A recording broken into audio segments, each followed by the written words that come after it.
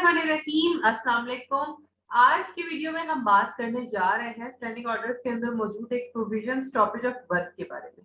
Stoppage of work की provision हमें क्या बताती है, किन इदारों पे ये लागू होती है, किन कंडीशंस पे इदारों पे ये एप्लीकेबल होती है, मजीद इससे जुड़े जो भी इंपॉर्टेंट पॉइंट्स हैं, ये सब कुछ हम आज की वीडियो में आपके साथ शेयर करेंगे। स्टॉपेज ऑफ वर्क बेसिकली एक ऐसी सूरत हाल है जिसमें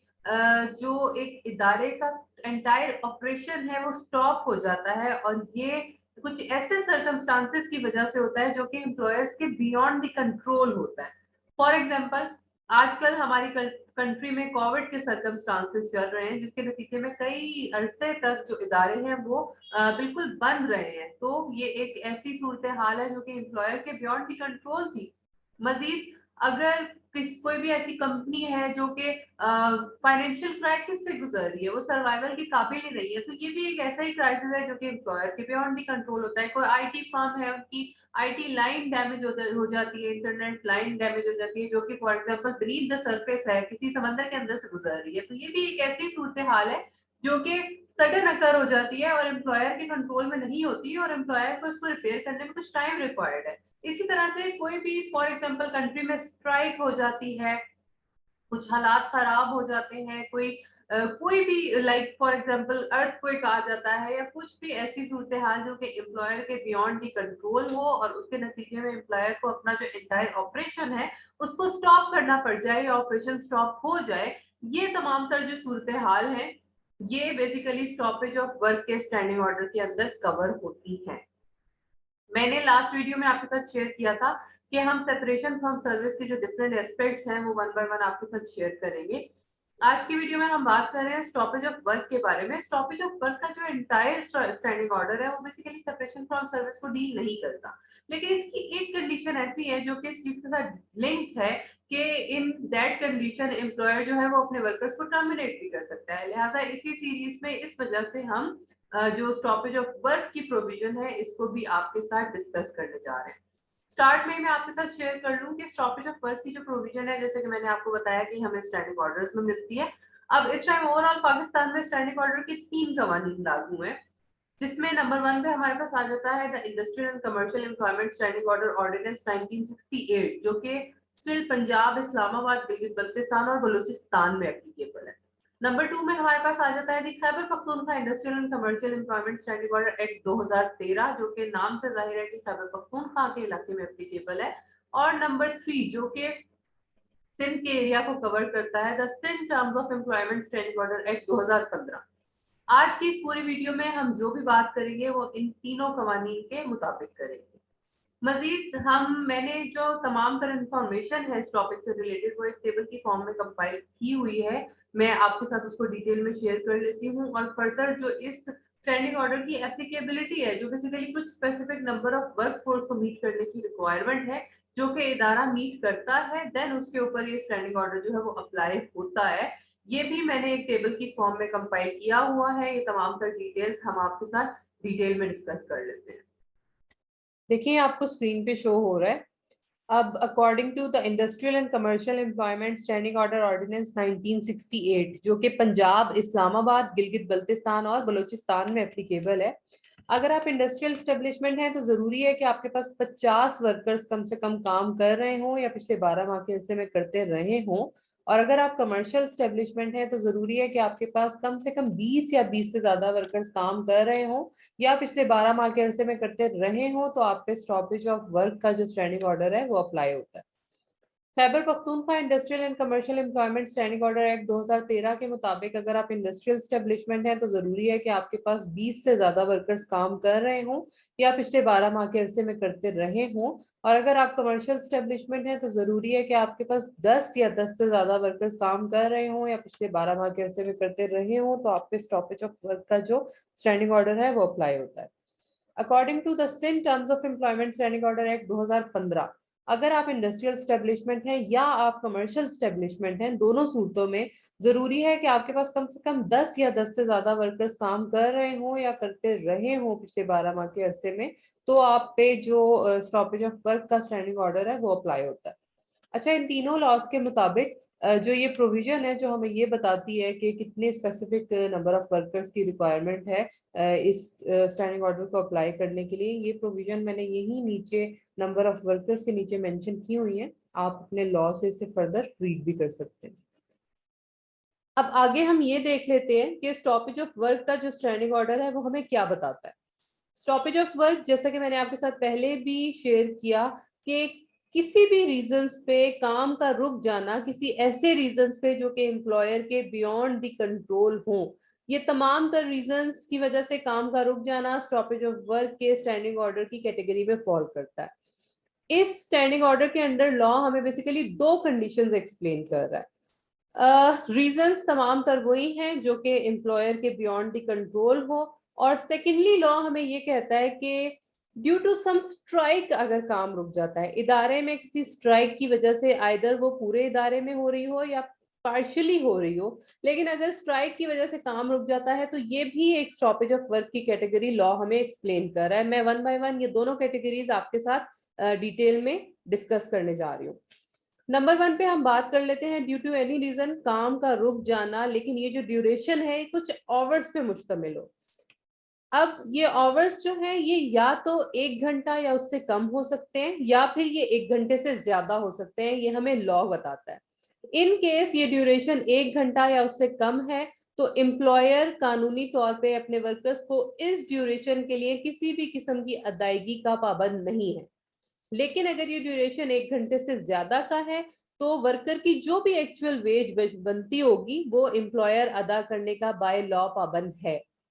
सेकंड जो इसकी कंडीशन है वो ये आ जाती है कि ये स्टॉपेज का जो ड्यूरेशन है ये कुछ डेज पे मुश्तमिल हो, और लॉ इस चीज को फिक्स करता है कि ये जो डेज है ये या तो 14 दिन हो या फिर 14 से ज्यादा दिन हो।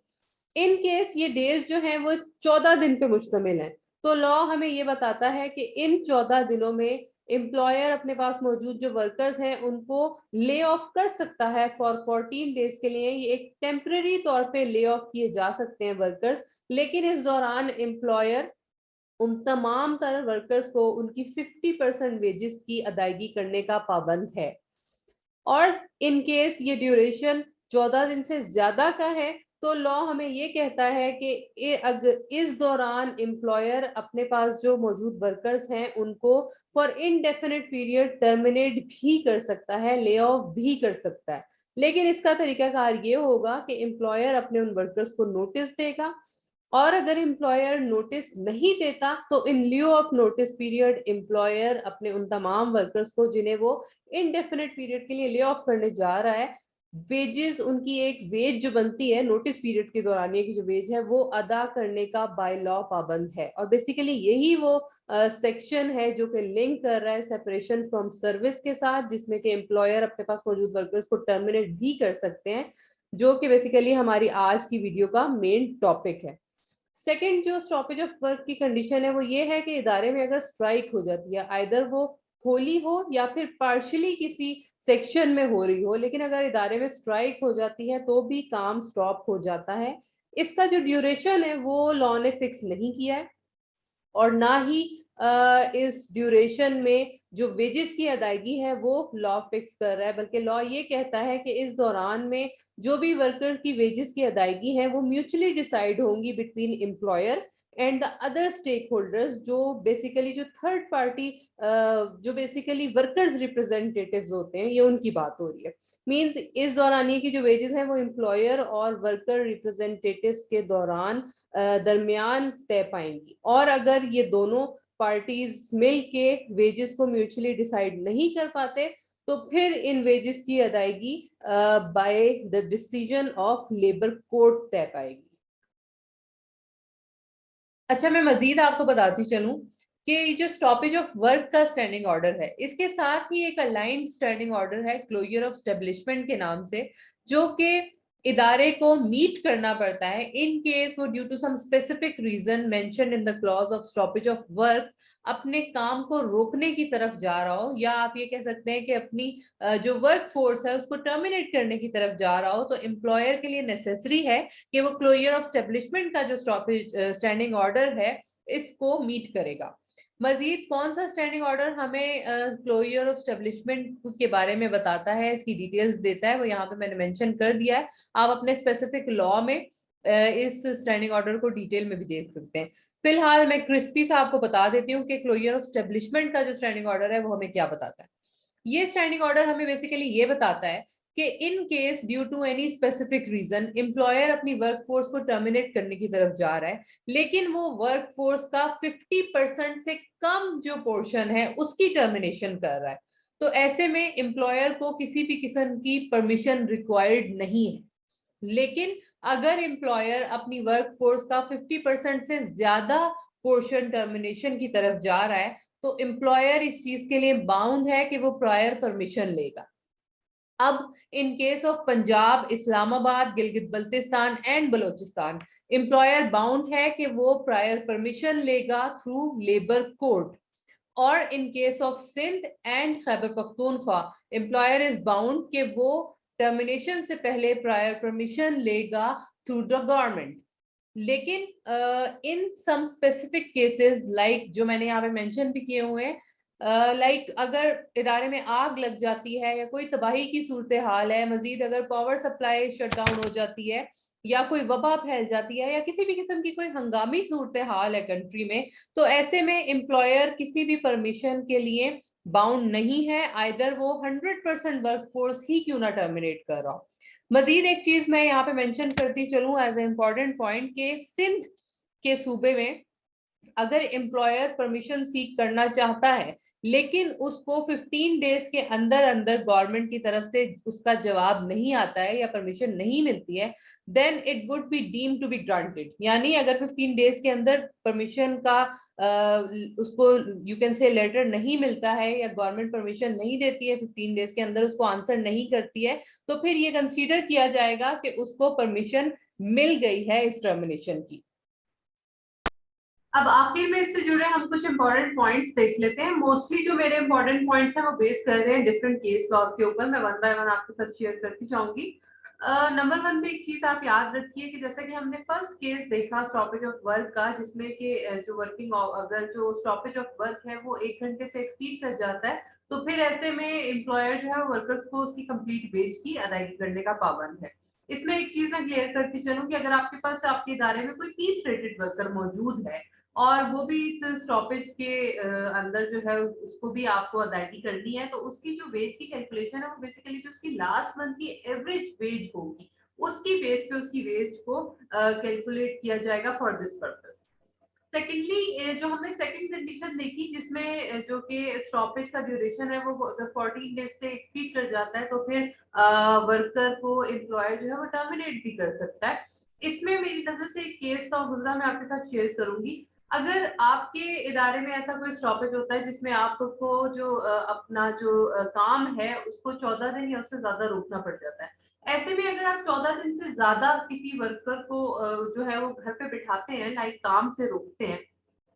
और आप उसे टर्मिनेट भी नहीं करते, देन इट्स मीन कि आपने बेसिकली उस वर्कर को होल्ड किया हुआ है। ना तो वो किसी और इदारे में जॉब ढूंढ सकता है, ना ही वो कहीं और जॉब ज्वाइन कर सकता है। लिहाजा अगर आपके साथ ऐसी कोई भी कंडीशन हो रही है, ऐसी कोई भी सूरत हाल चल रही है, तो आपको उस वर्कर को till the resumption of production उसकी जो 50% वेज है उसकी अदायगी करनी है, ताकि वो आपके साथ लिंक्ड रहे। बेसिकली आप उसे खुद नहीं छोड़ रहे हैं ना, देन उसको लिंक्ड रखने के लिए आपको जब तक आप काम दोबारा उसको स्टार्ट नहीं करवा देते तब तक आपको उसकी जो 50% वेज है उसकी अदायगी करनी है। थर्ड मेरी नजर से एक केस लॉ गुजरा कि इन केस इदारा जो है वो किसी भी क्राइसिस की वजह से, लेट से किसी फाइनेंशियल क्राइसिस की वजह से, या आप ये कह लें कि रॉ मटेरियल की शॉर्टेज की वजह से, रॉ मटेरियल की स्टॉपेज की वजह से, ये भी एक बड़ी इंपॉर्टेंट बात है। इस पे भी एक केस लॉ मेरी नजर से गुजरा है, मैं आपके साथ यहीं पे शेयर करती हूँ कि आइदर जो रॉ मटेरियल की शॉर्टेज है या स्टॉपेज है वो भी इसी में से कोई ऐसा क्राइसिस है जिसके ऊपर स्टॉपेज ऑफ वर्क जो है वो अप्लाई होता हो। तो मैं आपको यहाँ पे क्लियर करके चलूँ कि यस, अभी जैसे हमारी कंट्री में कोविड के क्राइसिस गुजरे हैं, तो इस दौरान हमारी इंपोर्ट एक्सपोर्ट जो है वो बिल्कुल स्टॉप होके रह गई थी। तो अगर कोई ऐसा इदारा जिसके पास जो रॉ मटेरियल है वो बेसिकली सारा इंपोर्ट होता है, तो डेफिनेटली ऐसे क्राइसिस के दौरान उसको तो रॉ मटेरियल जो है वो अवेलेबल नहीं है, तो इट्स मीन, और ये जो सर्कमस्टांसेस है ये उसके अंडर कंट्रोल भी नहीं है, तो इट्स मीन कि जो रॉ मटेरियल की शॉर्टेज या स्टॉपेज है ड्यू टू एनी सर्कमस्टांसेस अगर एम्प्लॉयर के कंट्रोल में नहीं है, तो यस ये भी एक ऐसा ही सूरत हाल है जो कि स्टॉपेज ऑफ वर्क के अंदर फॉल कर रही है। Well let's say raw material की शॉर्टेज की वजह से या कोई भी फाइनेंशियल क्राइसिस की वजह से जो इदारा है, जो एम्प्लॉयर है, वो अपना काम स्टॉप करता है इन केस, और अपने जो वर्कर्स हैं उनको टर्मिनेट कर देता है। लाइक ये स्टॉपेज जो है 14 डेज से एक्सीड कर जाती है तो इदारा वर्कर्स को टर्मिनेट कर देता है। अब इन केस कुछ अरसे बाद इदारा जो है वो अपने जो ऑपरेशन है उनको दोबारा स्टार्ट करता है। देन ऐसा नहीं है कि इदारा बाहर से किसी भी वर्कर्स को हायर कर लेगा। बाय लॉ ये उन्हीं पुराने वर्कर्स का लीगल राइट है कि जब आप दोबारा से अपना काम स्टार्ट करें तो आप पहले उन्हें उनकी जॉब पे दोबारा बहाल करें। देन अगर आपको फर्दर वर्कर्स की रिक्वायरमेंट है तो आप बाहर जाके और जो है वो हायरिंग लाइक उन वर्कर्स के अलावा और हायरिंग कर सकते हैं। मजीद एक इम्पॉर्टेंट बात मैं आपके साथ शेयर करती चलूं कि लॉ ने इस चीज को फिक्स किया हुआ है, जैसे कि 1 घंटे से ज्यादा अगर ड्यूरेशन स्टॉपेज का बढ़ जाता है तो पूरी वेज की अदायगी होगी, और अगर 14 डेज तक टर्मिनेशन है तो हाफ वेज की अदायगी देगी। अब जब लॉ ने इस चीज को फिक्स कर दिया है, अगर एम्प्लॉयर चाहे तो वो अपनी गुडविल पे इससे ज्यादा भी अदायगी कर सकता है। लेट्स से अगर एम्प्लॉयर चाहे तो वो 14 दिन में 50% की बजाय 100% वेज भी अदा कर सकता है, लेकिन ये सिर्फ एम्प्लॉयर की गुडविल पे डिपेंड कर रहा है। वर्कर कहीं पे इस चीज को चैलेंज नहीं कर सकता कि उसको 50% की बजाय 100% जो है वो वेजेस अदा की जाए, क्योंकि वर्कर के लिए ये चीज लॉ ने फिक्स कर दी है, लिहाजा किसी भी कोर्ट में इस चीज को चैलेंज नहीं किया जा सकता। एक आखिरी बात मैं यहाँ पे शेयर करती चलूं, जैसे कि 14 डेज वाला इन केस हमारे पास सिनेरियो है कि 50% जो वेजेस है वो अदा की जाएगी। ये जो बेसिकली पेमेंट है ये एक कंपनसेशन है उस ड्यूरेशन की जो कि वर्कर को घर में बैठने के लिए दी जाती है ताकि वो अपनी बेसिक एटलीस्ट नेसेसिटीज जो है उनको सरवाइव करता रहे, ये वेज नहीं है। लिहाजा अगर ऐसी कोई भी सूरत हाल हो जाती है तो इस दौरान जो कंपनसेशन पे की गई होती है उस पे ईओबीआई या सोशल सिक्योरिटी का जो कंट्रीब्यूशन है वो लागू नहीं होता, क्योंकि ये वेज नहीं है और वो जो कंट्रीब्यूशन है वो वेज के ऊपर अदा किया जाता है। लिहाजा अगर कहीं पे भी ऐसी सूरत हाल चल रही है तो इस दौरान जो ईओबीआई या सोशल सिक्योरिटी का कंट्रीब्यूशन है वो इस अमाउंट के ऊपर अदा नहीं किया जाता। तो ये हमारा आज का एक इम्पोर्टेंट टॉपिक था। आई होप कि मैं इसको क्लियरली आपके साथ शेयर कर चुकी हूँ, बट माइट बी अगर मैं कुछ मिस कर रही हूँ या आपके माइंड में इससे रिलेटेड कोई और इम्पोर्टेंट बात है, कुछ और आप जानना चाहते हैं लेबर लॉ से रिलेटेड या एम्प्लॉयमेंट लॉ से रिलेटेड, तो आप कमेंट सेक्शन में हमसे जरूर पूछिए।